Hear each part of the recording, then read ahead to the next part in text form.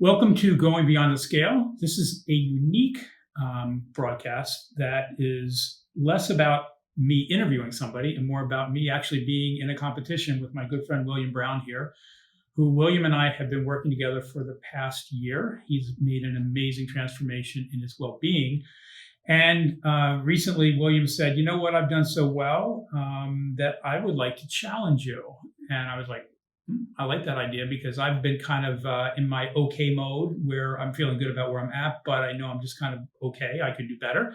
So I took on William's challenge. And today, what we're doing is we are doing a shot of our in-body scale, which we have a paper printout. You'll also be able to see the app that shows the printout.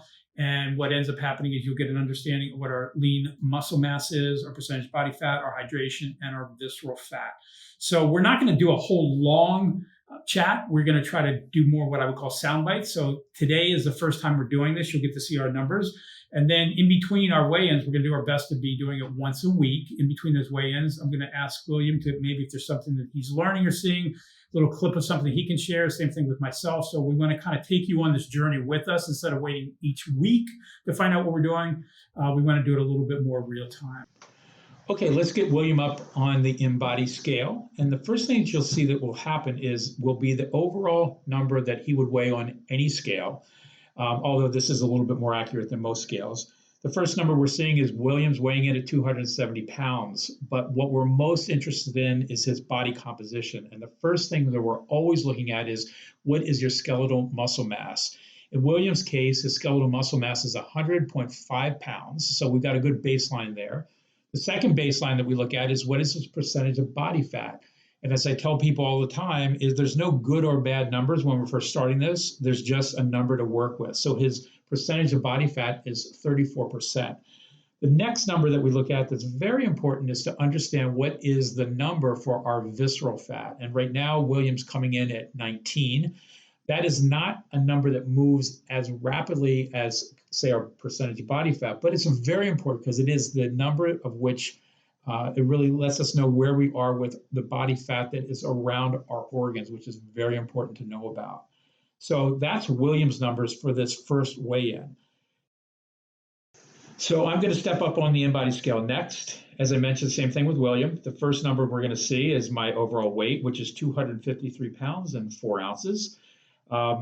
What's most important is what is my skeletal muscle mass. So overall, my body is at 87 and a half pounds of skeletal muscle mass.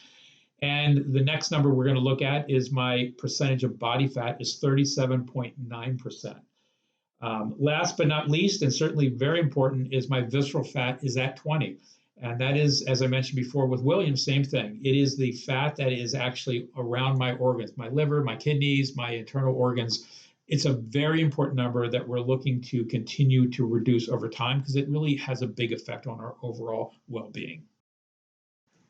So last but not least, also you can see there is an in-body app, and it's great because you have at your fingertips what your stats are for that particular weigh-in, and then you have the history of it as well. It's very helpful as you're going forward in looking at where you are and where you want to be.